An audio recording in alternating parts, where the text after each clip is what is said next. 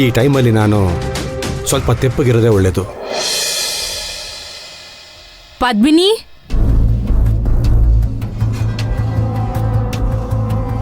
ಪದ್ಮಿನಿ, 10 ಗಂಟೆ ಆಯ್ತು, ಎದ್ದೇಳಮ್ಮ.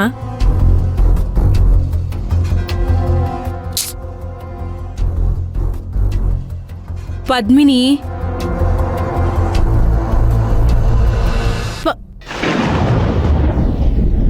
ಅಯ್ಯೋ, ಇಷ್ಟೊಂದು ಸುಡ್ತಿದ್ಯಲ್ಲ ಮೈ. ಜ್ವರ ಬಂದಿದೆ ಅಂತ ಕಾಣಿಸುತ್ತೆ. ಸೂರ್ಯ ಬೇರೆ ಮನೇಲಿಲ್ಲ. ಪದ್ಮಿನಿ, ಪದ್ಮಿನಿ, ಅಜ್ಜಿ, ಏನ್ ಮಾಡೋದೀಗ?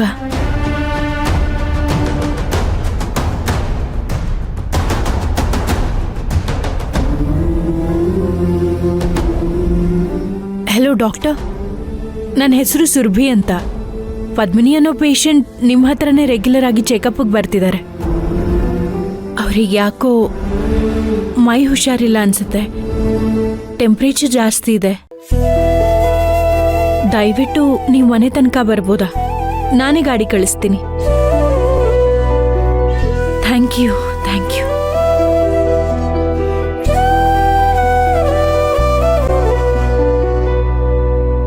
ಅಯ್ಯೋ, ಪದ್ಮಿನಿ, ಪದ್ಮಿನಿ, ಬಂದೇ ಇರಮ್ಮ.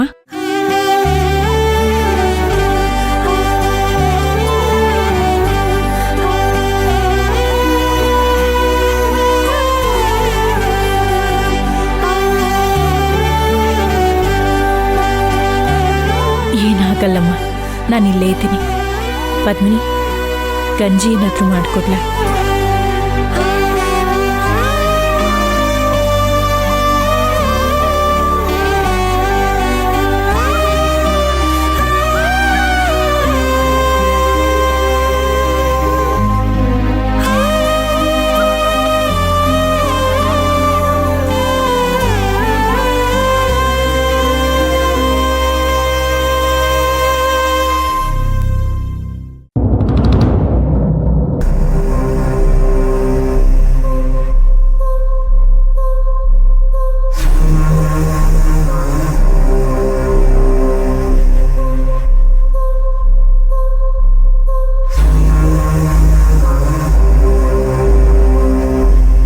ಈಗಲಾದರೂ ಅರ್ಥ ಆಯ್ತಾ? ಆ ಗುಡಿ ಗಂಗಾಧರ್ ಯಾವುದೊಂದಕ್ಕೂ ಕೇರೆ ಮಾಡೋದಿಲ್ಲ ಅಂತಾನೆ. ಈ ಸಮಸ್ಯೆನ ಹೇಗೆ ಪರಿಹಾರ ಮಾಡೋದು ಅನ್ನೋದು ನನ್ನ ತಲೆಗೆ ತೋಚ್ತಾ ಇಲ್ಲ. ಗಂಗಾಧರ ಈ ರೇಂಜ್ ಕಾಂಟ್ಯಾಕ್ಟ್ ಇಟ್ಕೊಂಡಿದ್ದಾನೆ ಅಂತ ನಂಬಕ್ಕೆ ಆಗ್ತಿಲ್ಲಪ್ಪ.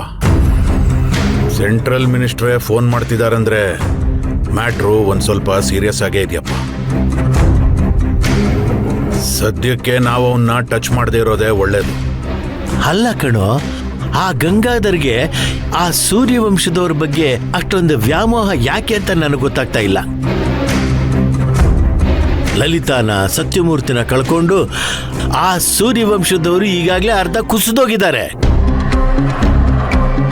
ಇಂಥ ಪರಿಸ್ಥಿತಿನಲ್ಲಿ ಏನಾದರೂ ಆ ಸೂರ್ಯಮಣಿ ನಮ್ಮ ಕೈಗೆ ಸಿಕ್ಕೋದ್ರೆ ಆ ಸೂರ್ಯವಂಶ ಸರ್ವನಾಶ ಆದಾಗೆ. ಸಿಕ್ಕಿರೋ ಅವಕಾಶನ ಉಪಯೋಗಿಸ್ಕೋಬೇಕು ಅಂತಂದ್ರೆ ಆಗ್ತಾ ಇಲ್ವೇ? ಯಾಕೆಲ್ಲ ಟೆನ್ಷನ್ ಕೂತಿದ್ದೀರಾ? ನಾನು ಊರಿಗೆ ಬಂದಾಗಿಂದ ನೋಡ್ತಾ ಇದ್ದೀನಿ, ಯಾವ್ದಾದ್ರು ವಿಷಯನ ತಲೆ ಮೇಲೆ ಇಟ್ಕೊಂಡು ಕೂತ್ಕೊಂಡೇ ಇರ್ತೀರಾ. ನಾನು ಒಂದ್ಸರಿ ನಾನು ಜಾಲಿಯಾಗಿ ಪಾರ್ಟಿ ಮಾಡೋಣ ಅನ್ಕೊಂಡ್ರೆ ಆಗ್ತಾನೆ ಇಲ್ಲ. ಏನು ನಿಮ್ಮ ಸಮಸ್ಯೆ?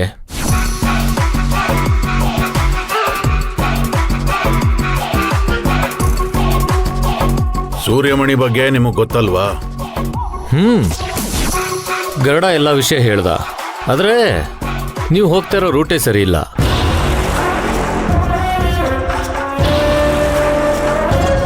ಅಂದ್ರೆ ನಿನ್ನ ಹತ್ರ ಬೇರೆ ಪ್ಲಾನ್ ಇದೆಯಾ? ನಾನು ಯಾವತ್ತೂ ಯಾವುದನ್ನು ಹೇಳಿ ಕೇಳಿ ಮಾಡಲ್ಲ.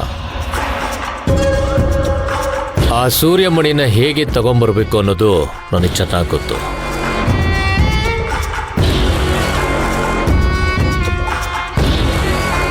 ನೀವು ಅದ್ರ ಬಗ್ಗೆ ಯೋಚನೆ ಬಿಟ್ಬಿಡಿ, ನಾನು ನನ್ನ ಸ್ಟೈಲಲ್ಲಿ ಅದನ್ನು ಡೀಲ್ ಮಾಡ್ತೀನಿ. ಬಾಯಿನಲ್ಲಿ ಹೇಳಿದಷ್ಟು ಸುಲಭ ಅಲ್ಲ. ನಾವೇ ಸೈಕಲ್ ಹೊಡಿತಾ ಇದ್ದೀವಿ. ಹೇಳ ಮುನೀಂದ್ರ.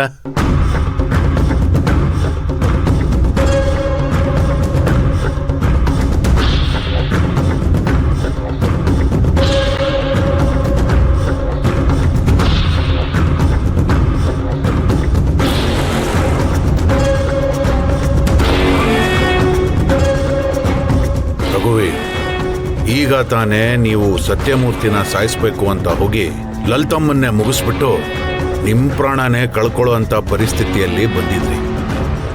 ರಘುವೀರ್, ಮೊನ್ನೆ ತಾನೇ ನಮ್ಮಪ್ಪ ಈ ಕೆಲಸ ಮುನ್ನ ಮಾಡಿರೋದಕ್ಕೆ ಚಾನ್ಸೇ ಇಲ್ಲ ಅನ್ನೋದಕ್ಕೆ ಕೆಲವೊಂದು ಲಾಜಿಕ್ ಪಾಯಿಂಟ್ಗಳನ್ನ ನನಗೆ ಹೇಳಿದ್ದಾರೆ. ನಾನು ಹೇಗೋ ಅವರನ್ನ ಕನ್ವಿನ್ಸ್ ಮಾಡಿದ್ದೀನಿ. ಈಗ ನೀವು ಮತ್ತೆ ರಿಸ್ಕ್ ತಗೊಳಕ್ ಹೋಗ್ಬೇಡಿ. ಏನೋ ಮಾಡಕ್ ಹೋಗಿ ನಾವು ಸಿಕ್ಕಾಕೊಂಡ್ರೆ ಕಷ್ಟ ಆಗ್ಬಿಡತ್ತೆ. ಮಾವ, ಅವತ್ತು ನಾನು ಆ ಸತ್ಯಮೂರ್ತಿನ ಮುಗ್ಸೇ ಬಿಡ್ತಿದ್ದೆ. ಗ್ರಹಚಾರ ಕೆಟ್ಟು ಆ ಲಲಿತಮ್ಮ ಅಡ್ಡ ಬಂದರು. ನಾನು ಯಾವತ್ತೂ ಮಾಡ್ಬೇಕು ಅನ್ಕೊಂಡಿರೋ ಕೆಲಸನ ಮಾಡದೆ ಬಿಡೋನಲ್ಲ.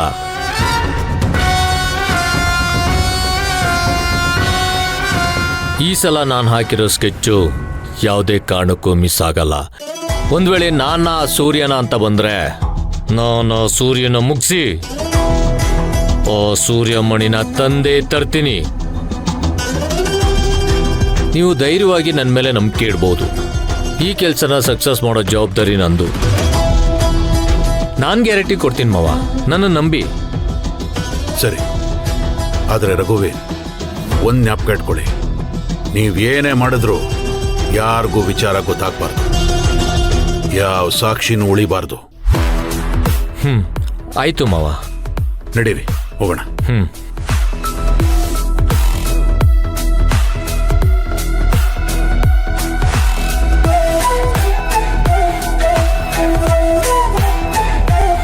ಏನಪ್ಪ, ನಿನ್ನ ಭಾವಿ ಅಳಿಯಂದ್ರಿಗೆ ಬುದ್ಧಿ ಹೇಳ್ದೆ ತಾನೆ?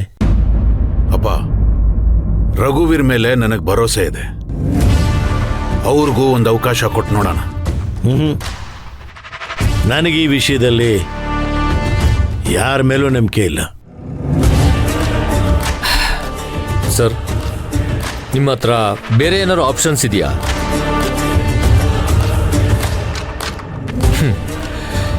ಮತ್ತೆ ನನ್ನ ಕೆಲಸನ ನನಗೆ ಮಾಡೋದಕ್ಕೆ ಬಿಡಿ. ನಾನೇನು ಅಂತ ನಾನು ಪ್ರೂವ್ ಮಾಡಬೇಕಲ್ವಾ?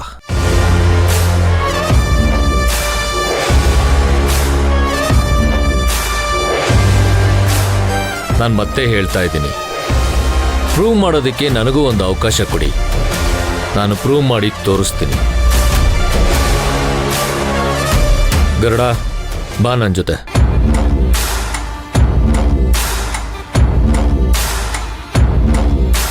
ಮುನೇಂದ್ರ, ಇವೊಂದಿನ್ನೂ ಬಿಸಿ ರಕ್ತ. ನಮ್ಮ ಮನೆಗೆ ಅಳಿಯ ಆಗೋನು. ಸ್ವಲ್ಪ ಹುಷಾರಾಗಿ ನೋಡ್ಕೊ. ಆಯ್ತಪ್ಪ.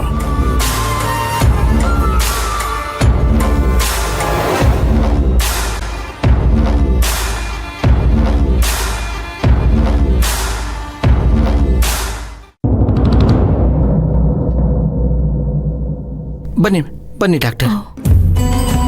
ಬನ್ನಿ ಡಾಕ್ಟರ್, ಚೆಕ್ ಮಾಡಿ. ಪದ್ಮಿನಿ ಅವ್ರಿಗೆ ಏನಾಯ್ತು ಸುರಭಿ ಅವರೇ? ಬೆಳಿಗ್ಗೆ ಎಷ್ಟೊತ್ತಾದರೂ ಎದ್ದಿರಲಿಲ್ಲ ಗೋಪಾಲ. ಅದಕ್ಕೆ ನಾನೇ ಕಾಫಿ ಮಾಡಿಕೊಂಡು ಎಬ್ಸೋಣ ಅಂತ ಬಂದೆ. ನೋಡಿದ್ರೆ ಮೈ ಸುಡ್ತಿತ್ತು. ಬಹುಶಃ ಜ್ವರ ಬಂದಿದೆ ಅನಿಸುತ್ತೆ.